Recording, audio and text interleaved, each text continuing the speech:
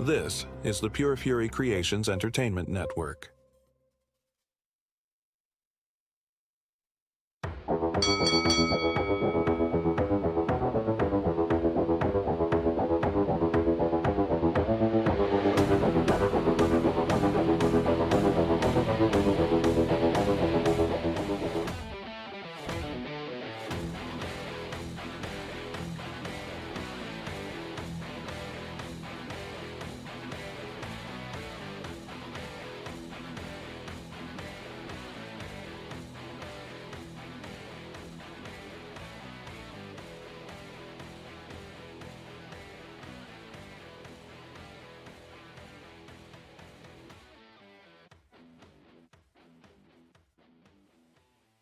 And we welcome you to the Fatal 4-Way, live here on ONTV, along with Brian Ball, Sean Grugel, Hollywood Q, Quadell Edwards. I am Jason Klaus. We certainly appreciate you tuning in here tonight. We have a lot of news, notes, rumors, innuendo, predictions, and everything under the sun here this week, and we certainly appreciate you tuning in here. If you are watching us live and you want to correspond with us, you can do it through the YouTube chat, or you can call into the show live as we're doing this. The number is 810-277-3743. And we're going to start this week. Later on in the program, we will be doing a preview of Crown Jewel, the next premium live event offering from WWE. We figured since there's going to be a lot to talk about in that regard, we'll save that for the second half of the show. But we want to talk right out of the gate here this week about all the news, the shakeup that is centered around the creative process around World Wrestling Entertainment. A report came out earlier this week that the attendance levels have indeed dropped. A recent live event was under the spotlight, and some 5,000 fans fewer showed up to the venue. I believe, was it in Buffalo, Q? I believe so. So it brings the question, what is the cause of this decrease in fan attendance? Is it the product itself, or is it the ticket prices? Now, I generally don't get involved with online chatter, but something had come across the Facebook feed, and I would not have even entertained the idea of commenting, except my astute colleague next to me had put a comment under there. I'm like, all right, well, if he's going to do it, I might as well jump in here too. So, Q, I'll ask you first, ma'am. We've seen what the storylines have been in the last few months here in WWE, and there's, you can take the good with the bad, right? I mean, not everything is going to be a home run. I think we got spoiled when Triple H first took over the book, as it were, because it was something different. We were getting new guys getting bigger opportunities that probably was never on Vince McMahon's radar. So there was that level of newness. But now we're a year and a half into this thing plus, right?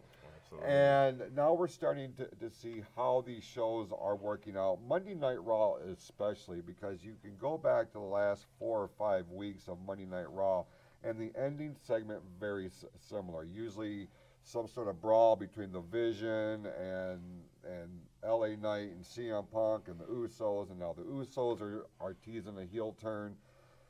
Then we look at what the ticket prices are for these live events. WrestleMania 42 returning to Las Vegas was very much on the radar because of a $48,000 ticket, for both nights on the floor. That's insane. But then we start looking at what they're going to be charging for Saturday night's main event, which is being highlighted by John Cena's last match, $16,000 to sit ringside in Washington, for a 20,000 seat basketball arena, not a football stadium. Right. So I'm going to ask you first, is the decline in attendance a result of a bad product, or is it because fans are regurgitating these higher astronomical ticket prices that we worried about here weeks ago on the show? I would actually say that it's a combination but from talking from my household, me personally, I want to go to a WWE event. But when I look at the prices, that what turns me away. Like, even, the product is not as hot. I believe that the honeymoon period with Triple H is far gone. Mm-hmm. And, the issues with Road Dogg being in charge of SmackDown, after watching what he was doing back, 2017, 2018, how god-awful the product was back then, even though, Vince was still in the picture.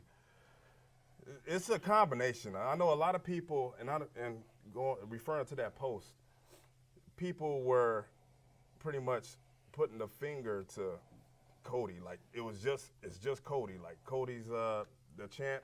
Mm-hmm. He's the reason why the business is down. Yeah, he might be a part of it, but it's a combination. Cody doesn't book himself. Right. I'm not the biggest Cody fan, but, WWE is WWE. When I was growing up, if a bad pair of Michael Jordan shoes come out, I would still go get them. Back in the day, back in my Jordan wearing basketball days. Mm. But now, looking at WWE, even though the product is bad, if the ticket prices were lower, I would still go. So I believe it's a combination of different things, and it's pretty much a case-by-case basis. It's different with everyone. Like, for me, it's the ticket prices. Somebody else, it could be the product. We look at what happens every week on Raw, every week on SmackDown. We can throw NXT in there to a degree. Sean, you have always said wrestling is like a buffet. There's got to be something for everybody, to appeal to the mass and the diversified, crowd, audience, fans that tune in every single week for these shows. So we can look at each brand here under the WWE umbrella. We're not even taking into consideration what AEW is doing, what TNA is doing. That's a whole nother set of circumstances. But I think we can agree that we can pinpoint things on Raw that are working and that's not. Same with SmackDown. Now, from your perspective, because you're a veteran, you've been in the business, is it for you, do you look at this strictly from a fan perspective and the way the storylines are shaping up, which this goes on Triple H's plate? Or is it much like what Q was saying, is it the ticket prices that have fueled the disdain for what's going on the show? I got a few thoughts about this. Number one, when they announced the higher ticket prices, there was kind of like an uprising from us little people. We're not paying the $30 to ESPN. We're not, paying X amount of money for these pay-per-views. And I think it's starting to show. Now, I'm kind of taking this situation like the movie Jurassic Park, the original Jurassic Park. Remember when they were first introducing the people to Jurassic Park, the lawyer said, man, we can charge people whatever we want to for this. And John Hammond, being Vince McMahon, no, Jurassic Park is for everybody. Well, the lawyers are winning out on this deal here because John Hammond isn't around anymore. And I could see their way of thinking. If we were getting 1,000 people paying $5 a ticket, we're making $5,000, right?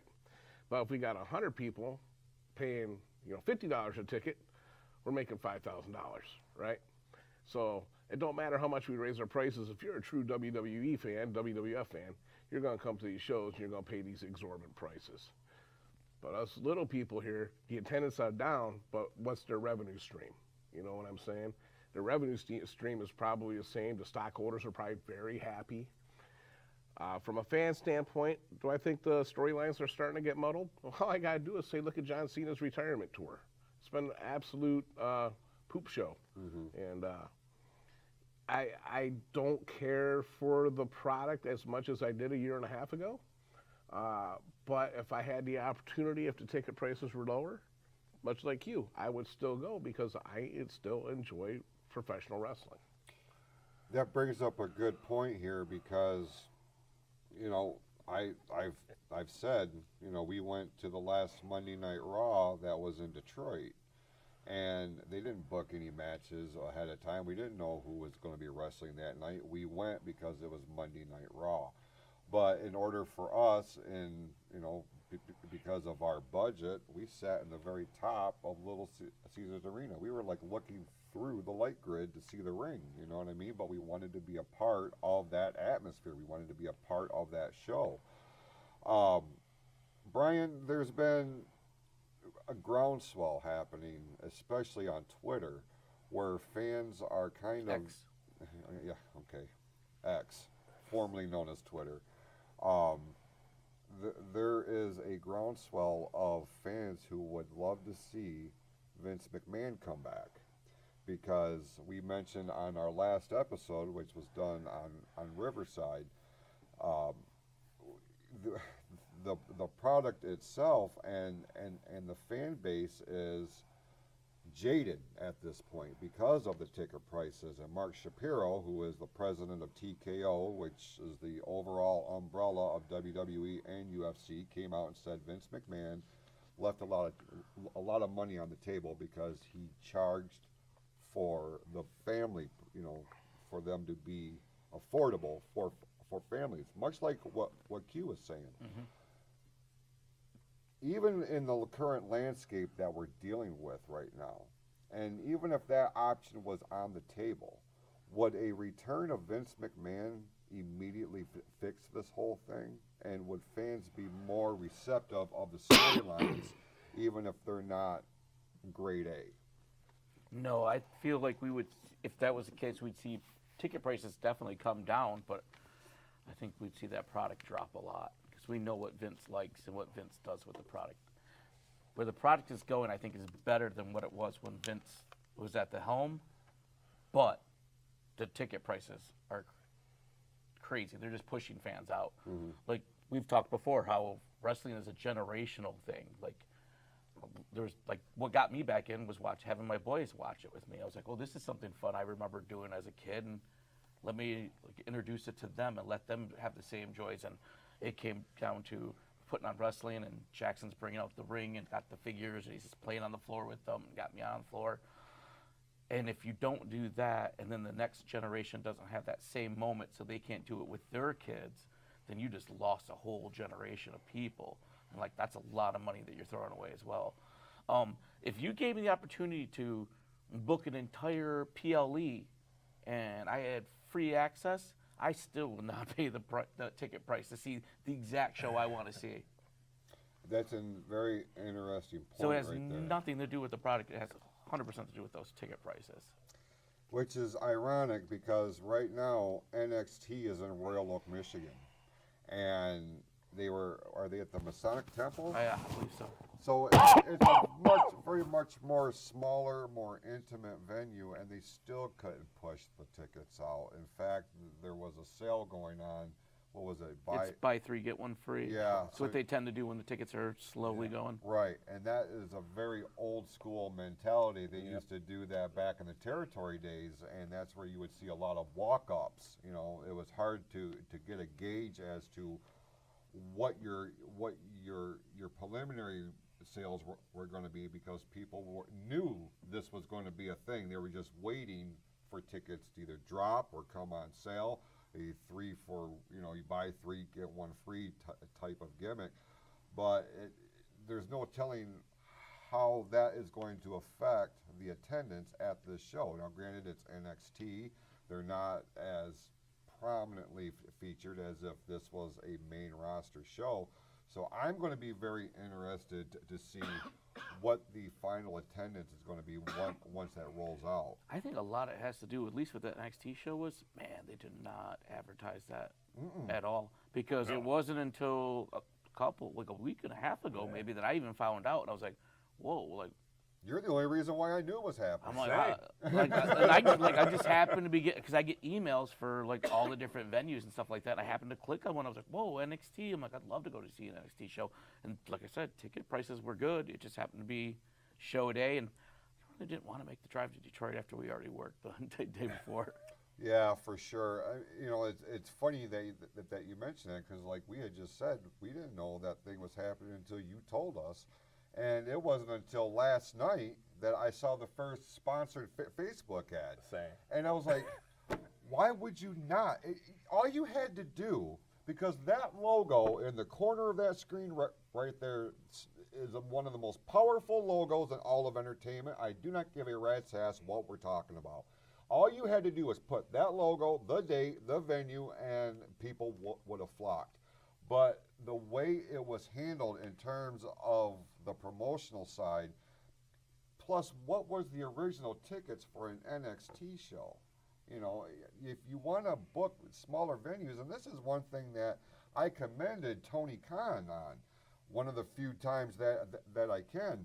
He realized he wasn't being able to fill 20,000 seat arenas, so he started dialing it back and going to your Dordt Federal Credit Union size venues or the Masonic Temple, and sold out. Smart, right? But they really fumbled here, and especially with Detroit being a hot wrestling market. I mean, it may not be in the top 5 across the United States, but you damn well better believe it's in the top 10. Would you agree with that? I would. I mean, Joe Louis Arena would sell out all the time every time they came to Detroit. And now we can't sell out the Masonic Temple. I think there's something wrong here. Yeah, it truly is, and it's a testament to so many alarming red flags with this whole TKO thing. We talked about it a couple weeks ago. They're taking this product and nosediving it into the ground. I don't understand why they don't have like a ticker at the end of the show or at the bottom of the show with upcoming live events. Right. No, I mean, they used to. I know. That's what I remember it. Seeing it. Like there's like times so I'm like, ESPN. whoa. There we are, Saginaw. Right. Go to the dial.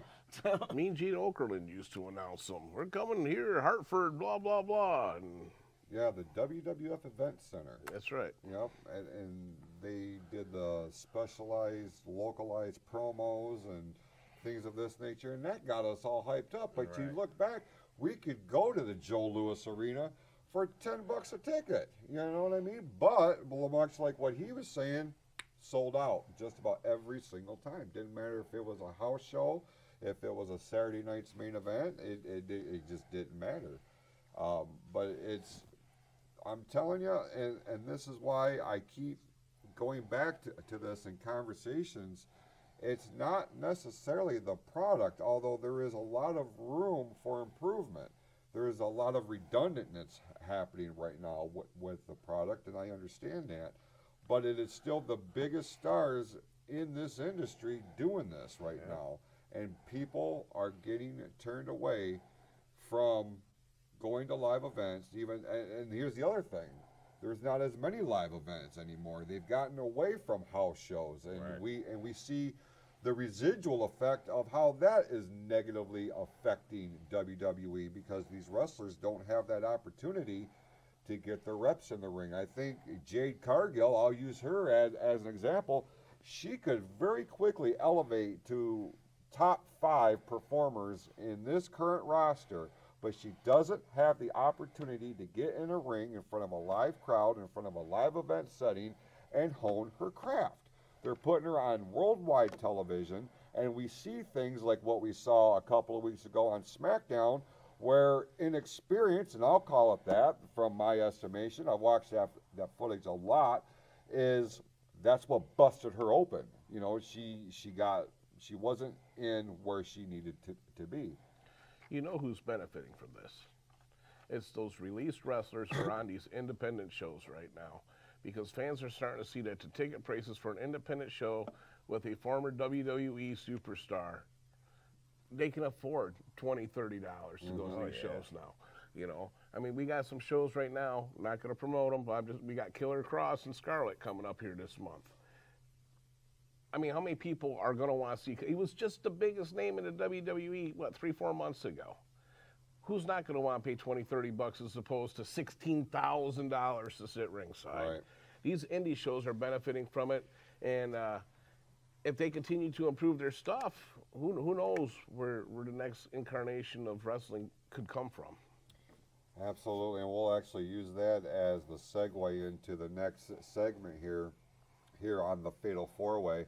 And again, if you have if you have an opinion, you have a question, a comment, anything of the sort, you can call in right now live at 810-277-3743. I mentioned the $16,000 ticket price for John Cena's last match, which is scheduled to take place on December the 13th in Washington, D.C. And it has come out that it looks like, unless things change, it's going to be John Cena and Gunther in what is going to be Cena's last match. Although it has not been formally announced, it seems like there's a lot of insiders within the business that follow the product that speculate that Gunther will have made his return to face John Cena on December the 13th. But you know, Sean mentioned it earlier. We look back on what this year has been, the John Cena retirement tour. It hasn't necessarily, blown the wind up our capes here on the show, or for the thousands and millions of fans watching in anticipation. Yeah, we wanted to see Cena run it back with some of his most iconic opponents, and we've seen that in some regards. He had a less than stellar match at WrestleMania with Cody Rhodes, a newer talent, but then we saw him and Brock Lesnar revisit SummerSlam a couple of weeks ago on WrestlePalooza. Now here tomorrow morning, as part of Crown Jewel, he's going to be going one-on-one with AJ Styles, but with only less than a handful of dates left for John Cena. Brian, who are we missing here, man? What could we have done differently to make this truly a retirement tour that is befitting John Cena? Never included The Rock. I think I blame The Rock for that. That was 100%. I think that was a big part of it. Like, I think going with the heel route without fully planning it out fully, I think was a big part of it. I was just glad when they decided just to drop it and turn it back. Just like basically it was like, all right, that's not working. Right. Let's just do it. I'm like, that's fine. I'm like, whatever. I'm like, I'm just gonna sit back and enjoy these matches and not put that much thought into it. This is what we get. This is our last year with Cena. I'm just gonna enjoy it. I'm not gonna put that much thought into it because I feel like I do. I'm just gonna be jaded and be mad about it. Thank you for saying that. And I wish it's too easy because I've sat here and done the exact same thing. I've sat here with my imaginary book. This is what I would have done here, there, or otherwise. But when we start looking at what is speculated or rumored as to what we're looking at going beyond Crown Jewel, I just said there's a lot of speculation that Gunther is going to be the one that retires him or has his retirement match. But then we're seeing these different reports of what we might be able to expect at the Survivor Series. One, he would captain a team against Brock Lesnar's team for War Games. Or B, he could be challenging Dominic Mysterio for the Intercontinental Championship. Sean, which way would you go with this? I want to see him and Dom. There's no two ways about it. I want to see Dom get that push. I mean, they've been pushing Dom hard, and Dom's been working hard. I mean, let's face it, you and I used to have conversations about Dominic and how much I hated him when he was with Ray. He had no business being in that ring. Right. Now he's become one of my favorite players in the game, you know. And as far as Gunther being Cena's last match, I don't know. I'm wondering, do you think Cena might push for a WrestleMania payday? I mean, that's not too far off if you really think about it. Well, it's 2-3 more months after Survivor Series. But if Gunther is Cena's last match, I really hope this leads to a feud with Brock Lesnar and Gunther, because there has to be a reason why Cena jobs so hard to Lesnar in order to make him look bigger so that maybe Gunther can take him down. This is what I'm hoping. We'll have to see what happens. That would certainly make so much more sense because, you know, especially with WrestleMania, and you talk about the legacy of the show itself, but when we look back, I hate going back to this, but when you're looking at ticket prices the way that they are, Q, you got to have a card that's going to at least entice a conversation. You know, my girl and I were talking about going back out to Las Vegas until we saw this, you know, and now we're sitting here thinking, you know, am I going to have to do some refinancing on some things in order to open up some revenue here? But from your perspective, we've seen John Cena over 25 years. He's done everything there is to do in this business. He's main evented WrestleMania. He's held just about every championship in WWE except the Intercontinental title. We've seen him in Hell in a Cell. We've seen him in the Elimination Chamber, but we haven't seen him in a War Games match. Would you be interested in that? To be honest, not really. I mean, and this is kind of sad, and I feel bad for John Cena, but this whole thing, just like you were saying, it didn't work. The heel turn didn't work. The face turn is great and all, but then Brock showed up, and after the whole thing with Brock, I wish that was his last match. Like, well, now what?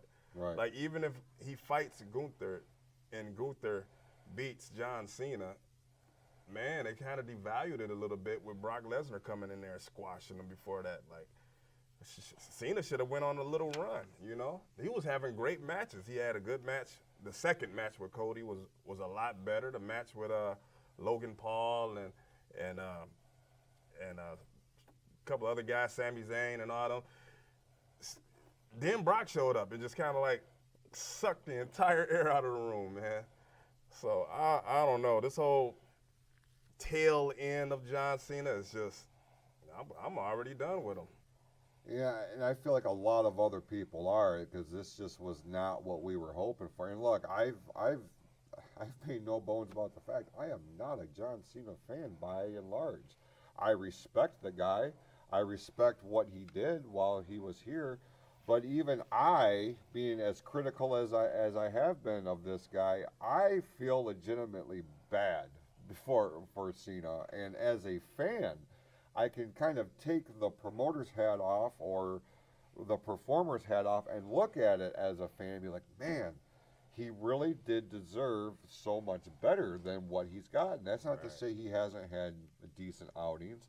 The thing with WrestleMania was very disappointing, because I expected so much more. The presentation of him walking out with the black screen and the white letters, I'm like, oh, they're onto something here.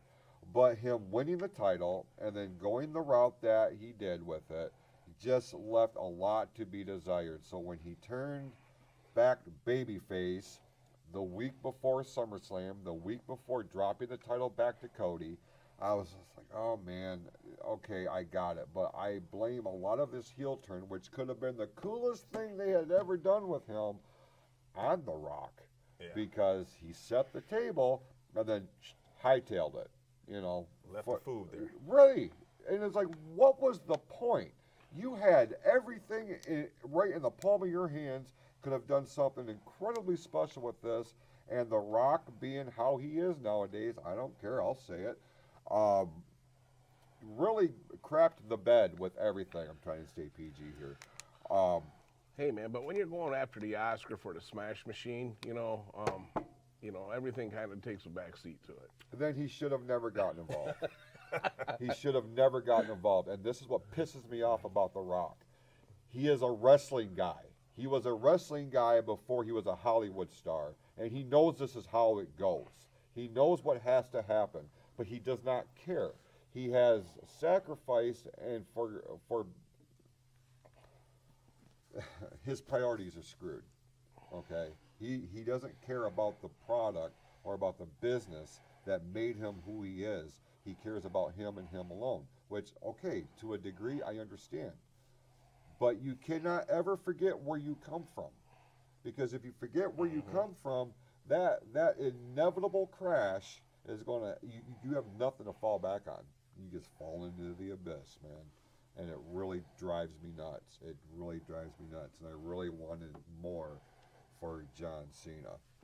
We got the Tooth Fairy 3 coming soon, I'm sure. So, You know what would make this work for me is John Cena showing up on The Rock's doorstep and just start beating him up. Just punch him. Yeah, right just in the start face. beating him up right there, man. like the cinematic type match. Yeah. Just beat him up, man. Thanks, Dwayne. All right, let's switch to a new segment here on the show called The 3 Count, where we are going to focus on 3 news articles that come across our radar, starting with Kota Ibushi in a very scary moment on the AEW tapings this week, falling off and actually breaking his leg in front of a live crowd. You never want to see anything like this happen, but to break the femur bone, that it was a horrific fall. We hate to see anything like this happen to anybody that gets involved in the wrestling business, and we certainly want to wish him the absolute best in his recovery. And then there's Matt Riddle, who is I don't know if this is an effort to try to stay relevant now that he is no longer under the employment of WWE and trying to keep his name out there, but he has undergone something of a gimmick change to the point to where he is more or less trying to abandon the laid-back, ultra pseudo Rob Van Dam-esque type of persona. I don't want to get too granular here. You can read between the lines.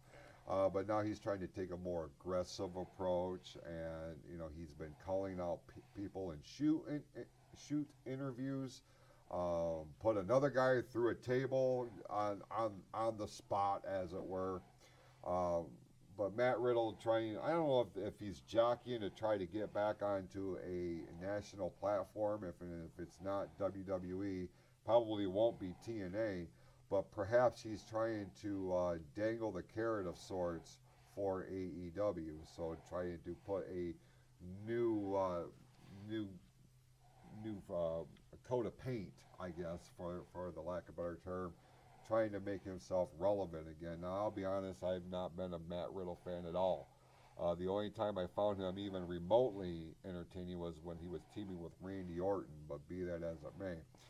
And then the news that Shane McMahon is possibly, or for all intents and purposes, if you're paying attention to the WWE website, Shane McMahon is returning to WWE. His profile has been removed from the alumni section and restored on the active roster page. So it makes me wonder what's in store for Shane McMahon.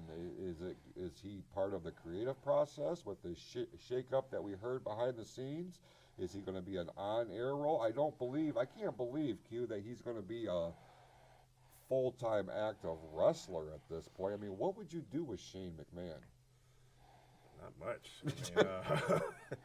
I can see Shane sitting at home and watching the WrestlePalooza when The Undertaker walked up to Steph and say you're going into the Hall of Fame. He's like, man, I got to get back in their good graces. I thought the same thing. I really did. Matt Riddle, Sean, do you see anything that he's doing right now that's going to endear him to either one of the national promotions or just the general fan base in question here? Well, let me tell you something, Jason. I could put a fresh coat of paint on a dog turd, but at the end of the day, it's still a dog turd. That's true. Fair enough. True. All right, and finally, before we go to break here, let's look real quick at what we had speculated for quite some time, starting very late last year, Brian. This showdown angle. I'm going to go ahead and saw the invasion angle of. Yeah, I said it. What? We're done. That's it. Between Total Nonstop Action Wrestling and NXT, they had their first big showdown this past week on the CW, and I was real happy to see that TNA made a respectable showing with the Hardy Boys, especially winning the NXT Tag Team Championship in a winner-take-all match. Brian, I know you watched this show. What was your takeaway from NXT TNA Showdown? I think it was a fun show. I think it's a good start to a hopefully long relationship between the two brands. I think they did a good job of highlighting both sides' talent. I don't think it didn't look like WWE like, hey, come play with us, and like, you know, we're gonna stomp on you, but at least you get to be seen on TV, Right. which we've always felt is always going to be the thing. Well, there was a lot of give and take, and I think they put over a lot of people. But I think they're doing that because they know at any point they could be like, hey, we want that guy. How many lessons were learned from the 2001 debacle of Invasion when WCW, ECW Alliance trying to overtake the WWF? I really think that was more Vince McMahon was trying to bury ECW, whereas here we're looking at a concept of them working together. You know, I mean, that shows too, why would they put Kalani Jordan, even though she's the women's, you know, TNA heavyweight champion or whatever she is, on a TNA team? You know, I was real surprised at how many TNA wins were on this show. And I tell you what, the TNA superstars, they showed up and they showed out. I mean, it was a good show. I enjoyed it. You know, when we were talking about war games earlier, it's this kind of conflict that would really spotlight TNA, especially, right? Because I mean, let's be honest. Even though NXT is positioned as the developmental brand for WWE, you know, TNA, with the right exposure, especially with something like this is what has Tony Khan nervous right now. Because if all it takes is a better TV deal, and TNA, with the exposure that they're getting, the rub from WWE, they're going to overtake AEW as the number 2 promotion in the United States. Would you agree with that or no? It's definitely a possibility, because if you look at the ratings, NXT has been ahead a lot of weeks this year. I know the CW is, I think it broadcasts to more homes than TBS and TNT, but still, that's pretty impressive for your developmental brand. You know, they're pretty much past that developmental stage, even though they're still, you know, considered that. I mean, I'll be sweating too if I was Tony. You know, he probably always sweating. You know. Yeah, he's wiping it off with the $1,000 bills. Yeah. Thanks, Daddy. So we're going to have to stay tuned to see what happens with this. And like we said, you know, when you have a team like the Hardy Boys, who is, you know, we'll go ahead and say it, they're part of royalty in terms of WWE history books. You know, you look what they did with the TLC matches and just the different things that they were able to do. But now they're under the TNA banner to give some credibility to that brand. But winning the tag team championship, the NXT tag team championship, on this show was a win-win. That is the one thing that happened on that show that is a true win-win for both of the promotions. So and you got the Dudleys waiting. Yep. Yeah, at the Bound for Glory pay-per-view, we're going to see the Hardys and the Dudleys revisited one more time. Now that's something I can get behind. You know. Oh yeah. We'll talk more about that in the weeks leading up to Bound for Glory pay-per-view. And with that, we're going to run a quick timeout. And when we come back, we are going to preview tomorrow's Big Crown Jewel Premium Live event, that and more, when the Fatal 4-Way returns right after these messages live on ONTV.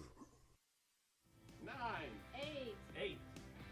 Are you or someone you know having thoughts of suicide or experiencing a mental health or substance abuse crisis? 988 connects you to compassionate, confidential support for free. 988. 988 is the new 3-digit dialing code for the Suicide and Crisis Lifeline.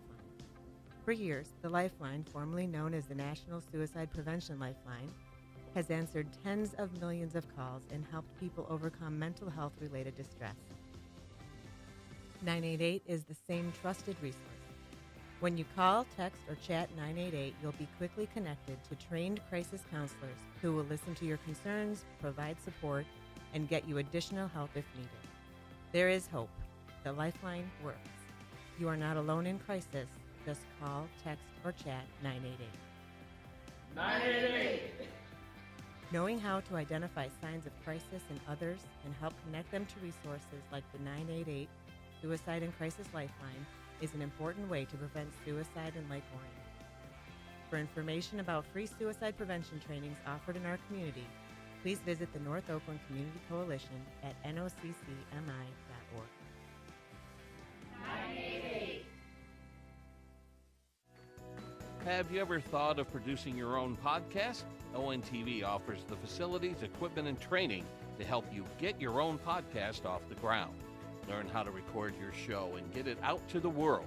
Cost is $25 per person, which gives you access to ONTV's podcast room and equipment.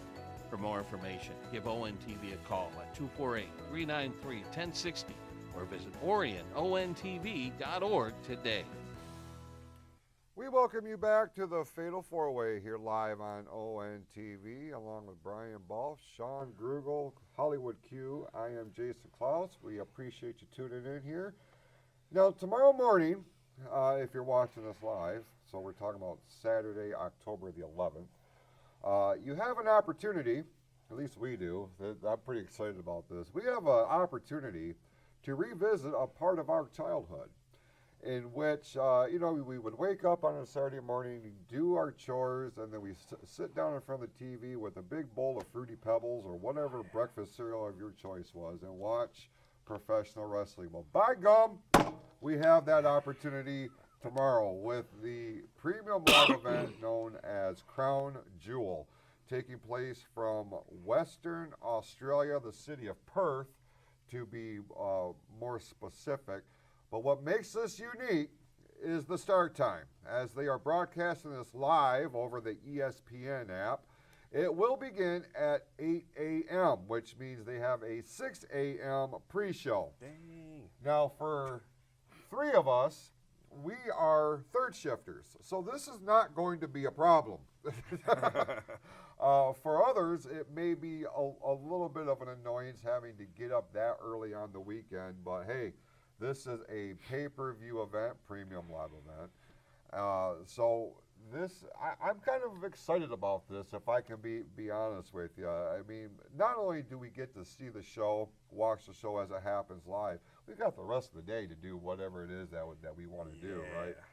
So let's go down to this card. It's not a very stacked card in terms of number of matches, but I think what we're going to see here is some good storytelling. I'm hoping that we at least see some good storytelling in this match.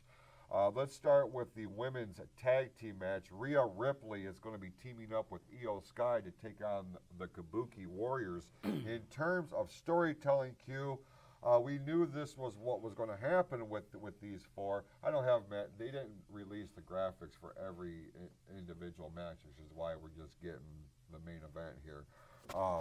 But as far as storytelling wise, man, this is a very intriguing matchup, and it's kind of hard to tell who would come out on this. You can make an argument for both sides here. Yeah.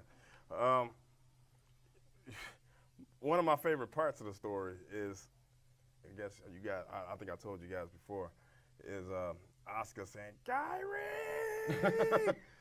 That's pretty good. But Sounded just like her, didn't he? I enjoyed this story, man. I know they're gonna go in there and they're gonna kill it. We're talking about Io being to me, Io has been one of the best professional wrestlers, men or women, in the ring this year. Rhea is Rhea. She's gold. I mean, and she's home, so that's gonna be a big part. Kabuki Warriors. Just the story that they're telling with the build-up with what's Asuka's partner name? Kairi Sane. Kairi Sane. I just said Kairi. That's why I didn't know where you're going with this. Like, you literally just said her name. But the sympathy role that she's playing, if you watched Raw and you see how the crowd was like waiting to see if she was going to do something to Asuka, you know, it's almost like the Daniel Bryan being in a Wyatt family situation where they were just waiting for him to turn and, you know, kick the crap out of the Wyatts. But, you know, I don't know where they're going to roll with this because we seen what happened with Otis. They had the same opportunity with Otis, and they jacked that up. But as far as this match, I think it's going to be a high, intense match, and I think they're going to kill it. Do you have a prediction? Prediction-wise, I'm going to go with the Kabuki Warriors.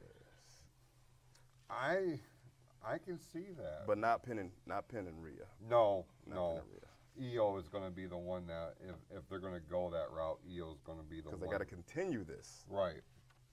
Now, a Kabuki Warriors win would add another credible challenger to the women's tag team division, which they are desperately needing at this point. But with as popular as Rhea Ripley is, and with it being in her home country, do you see Rhea and Io having any chance of winning this, or is this just to establish the Kabuki Warriors as a more of a legitimate team? See, you say Rhea almost like she's going to be the focal point in this match because this is her hometown. But I look at this match and I look at Kyrie as the focal point because, like you were saying earlier, we don't know which way she's going to pivot. Is she going to turn on Asuka? Is she going to do the sympathy thing with Io? You know, could Rhea actually, if these two, you know, Kyrie and Io, because they used to team a lot together, get back together, is Rhea going to take out Asuka? The story has been so good so far. I think the Kabuki Warriors, I have a hard time with that because I really think that Rhea is going to pin Asuka in this match because I think your tag team is going to be Io and Kari. Well, interesting. What's your takeaway on this, Brian? Man, I think it'd be a real shame to have Rhea lose in her home country. I'd like to see the Kairi Singh like take one for the team and like jump in front of the Mist. I keep going back and forth because I can't imagine you give the Kabuki Warriors a loss this early after like, you know, building them up with this storyline, but man, no, I think I'm gonna go Rhea Ripley and Io Sky. Like I said, I want to see that dive in front of the Mist. The whole sympathy thing. Yeah. I'll tell you, you know, it would be too easy to sit here like what Q was saying and predict that the Kabuki Warriors are going to go over in this, but Rhea Ripley is arguably the hottest women wrestler on the planet right now. All she's got to do is walk out, and she gets some of the loudest pops of the night. She don't have to do anything. It's not like they go to Australia every other month. Like, this is the first time in a year that they've been in Australia. And the reception that she's gotten, I don't know if you guys have seen any of the videos on TikTok, but she went there a couple of days before Raw and did a lot of press there. And man, talking thousands of people like waiting outside the radio stations where she was doing interviews. This woman is nothing short. She's got Elvis-esque popularity right now, at his height of his popularity. And I just can't see where, especially with Triple H and how high he is on her, doing anything to damage that, because the Kabuki Warriors, you can go, they can afford a loss and still be relevant. So I would have to go with Rhea and Io Sky with that. Another match that we're going to see as part of Crown Jewel is going to be an Australian street fight between your tribal chief, Roman Reigns, and Big Bronson Reed. Now, I said it a couple of weeks ago, I can appreciate what they're trying to do to elevate Bronson Reed as a main event star on the main roster. I understand it. I can appreciate it. I'm just not buying it. And this does Roman Reigns no favors. He could have a Brock Lesnar type of performance like what we saw with Lesnar and Cena at WrestlePalooza. Roman could have that kind of outing with Bronson Reed, and it ain't going to do a damn thing for him. This I don't understand why this match was added. Well, I guess I do, because Bronson Reed is also from Australia, and they wanted to give him his spotlight too. So I get it on paper, but from a fan standpoint, the match for me would have been Roman and Braun Breaker. But that's not what we were dealt with. We were dealt with Roman Reigns and Big Bronson Reed rematch from a couple of weeks ago. Q, what's your prediction here? Man, this is probably the least exciting Roman match that I've seen in a long time. Yeah. Only because it's a rematch. You know, it's great that Bronson finally get to wrestle in his home country, because I think he was having a baby last time. Mm. But I didn't even know he was pregnant. yeah, still is. But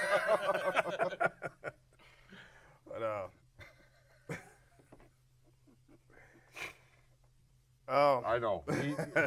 He throws those wrenches in there. He just knocks our train of thought out of you. Yeah, but this one it's weird, man. I think I'm just gonna have to say Roman, because Roman doesn't lose often, but you also got that hardcore element. It's a hardcore match, Right? You got that hardcore, no holds barred match. You got that element, so you can have all kind of interference, and the Usos are all conflicted and all that stuff going on behind the scenes. They might gang up on Roman and Bronson get the win in his home country. So, I don't know. I'm going to just say Roman. I didn't even think about that aspect of it, incorporating the Usos. And what if they were going to full-blown heel at Roman's expense and join the Vision? That could be something that could add some depth, especially when we're looking at what's going on right now with World Heavyweight Champion Seth Rollins. Just completely, he has kind of distanced himself from the group that he started. And I think, I was like, what are you doing here? Because they have the potential to be the powerhouse faction on Monday nights. As far as this match goes, Sean, we've seen this before, and even though Roman got the win before, he was stretchered out for the first time in his career, and they made a real big point to mention that last Monday on Raw. Like the Wild Samoans were never stretchered out. Yokozuna was never stretchered out, which is not accurate because he broke his leg, if you recall, by Vader. But be that as it may, that's we're not supposed to remember things like that, but I do. Where do you see this match going? I don't know, man. We're in Australia. If we don't see an Outback Jack cameo, I'm going to be upset. No, I actually, Q stumbled into it. I really think that they named this an Australian street fight specifically for Bronson Reed. This is going to be his match. So next time they return to Australia, you best better believe they're going to have another Australian street fight. The Usos are going to interfere, cost Roman the match. Bronson Reed goes over. Jimmy specifically. Big Jim. Big Jim. How do you see this going, Brian? Oh, a big Bronson Reed with the win. I'm going all Australian. Okay. All right. I can understand that. And we're also going to see, and this was what the whole show is centered around, 2 Crown Jewel championship matches where we see champion versus champion. We'll start with the women's side first. Stephanie Vaquer, the newly crowned World Women's Champion, taking on WWE Women's Champion Tiffany Stratton. Stephanie Vaquer has been very popular upon her call-up from NXT, quickly winning the Women's World Championship by filling the vacancy left by Naomi. But it has been Tiffy time for a long time here this year. Do we see that continue here on Saturday as part of Crown Jewel, or is Stephanie Vaquer going to take one more step up the proverbial ladder here? A couple of weeks ago, I would have said Tiffy, but now I'm leaning towards Steph because she needs a little bit more juice. She's new at this thing, and Tiffy's been she's been doing her thing for a long time now. But yeah, I'm going with Stephanie. Okay.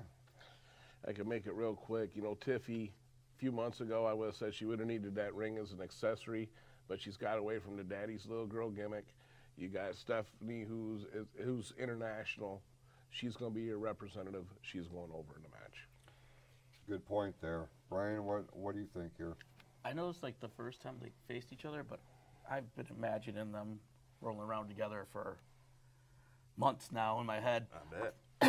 But no, I've said Stephanie for months now, and I'm sticking with it. It's gonna be Stephanie, as much as I love Tiffany too. But All right, I'm gonna play the role of spoiler here, or not spoiler, but I'm gonna go against the grain. I'm gonna go with Tiffany Stratton here to maintain her momentum, and she needs a good outing after that debacle that we saw on SmackDown a few weeks ago in that triple threat with Jade Cargill and Nia Jax. And then that leads us to what's going to be the main event. World Heavyweight Champion Seth freaking Rollins will be going one-on-one with WWE Champion, the American Nightmare, Cody Rhodes, a revisitation of a classic rivalry.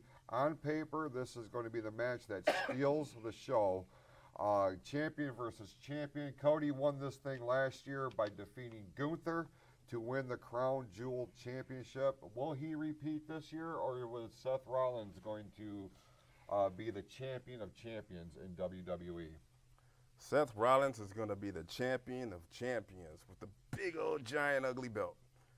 They only get in the ring now. I mean, they'll probably have the belt. Oh, they only there, get, yeah, well, but yeah, they're not they carrying- showcase it. yeah. They showcase it on the kickoff. That was an ugly belt. It's an too. ugly belt, God still is, bless yeah. America. Yeah. Sean, what's your take here? I think Seth's got plenty of momentum behind him. Cody needs something. I'm going to go with Cody. I agree with you on that because as WWE champion, Cody Rhodes should be the focal point of everything WWE.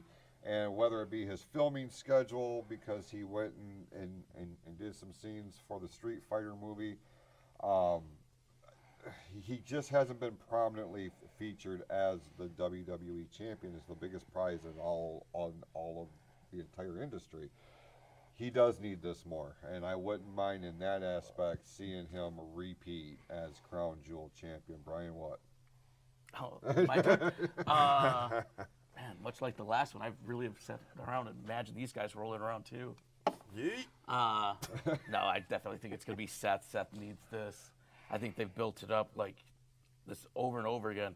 What if I lose? What if I lose? He's not going to lose this match. Good point, and they really have made a point to spotlight the fact that Cody Rhodes is 3-0 against Seth Rollins in one-on-one matches since Cody's return to WWE. And that's going to lead Also, us. I have Cena over AJ. Oh my God, I forgot about that. I know you match. did. John Cena, AJ Styles. Because we mentioned that earlier, and I was like, and I did not write it down. I was like, I know I'm missing one here. I was watching your list. I'm like, Yeah. We'll go Cena. Cena. Yep. Cena. Yeah, I feel like it's good. Jeez, oh Pete's. All right, that's going to lead us to Klaus's closeout this week. And there's two things that I want to make mention here real quick, and it's not even going to be that volatile. I'm going to try to keep it a little low key here this week. Two things I do want to make mention, and the first one is that we are in the month of October.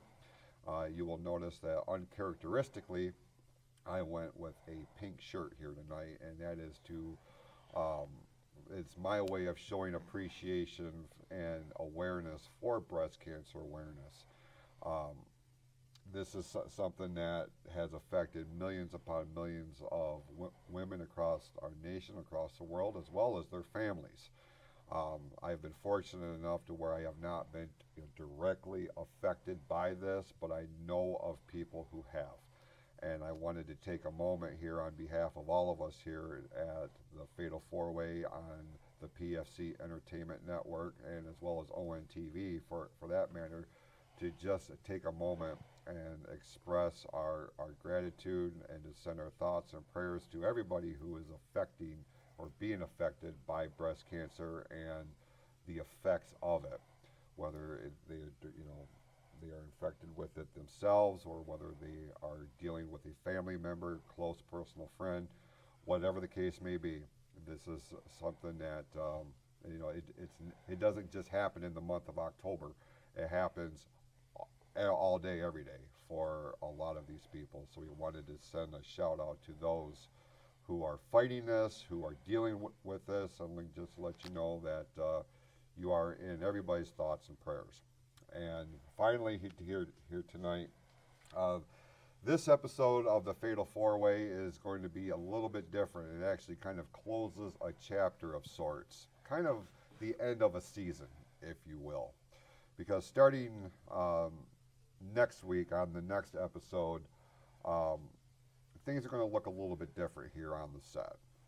With that being said, it is with mixed emotions, heavy heart, that I have the obligation to let everybody know that our own Sean Grugel will not be a part of the Fatal 4-Way show anymore going forward because of his personal responsibilities and obligations that they take precedent. This is something. I didn't know that was even an option. It's in my contract. So I just wanted to say real quick, thank you for everything that you've done for this show, for the PFC network. I know you on a personal level, so I know you got other things in the works that you're very excited about, and I know you're going to do great things. But as far as the show goes, obviously it's a very sad day, and I do appreciate everything that you have brought to the proverbial table here. Hey, thanks for having me on. I feel like I've made a couple new friends here, and Thought wrong. yes. But thank you, Joe, and everyone here at On TV for having me on the show.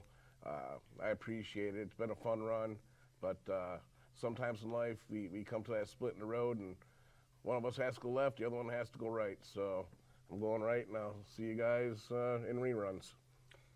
And with that, we appreciate everybody who tuned in here tonight. We will be back in 2 weeks' time on October the 24th for our very special holiday-themed edition of the Fatal 4-Way, and you can check us out. Keep checking us out on our socials for all the latest news, information. We're gonna get you. You screwed me up. Totally screwed up my ending. Anyway, keep looking at our socials for all the latest news and information on this show and all of our other great shows on the PFC network. With that, go out, be awesome to yourselves and to each other. We'll see you on October the 24th on the next episode of the Fatal 4-Way, live on ONTV as a part of the PFC Entertainment Network.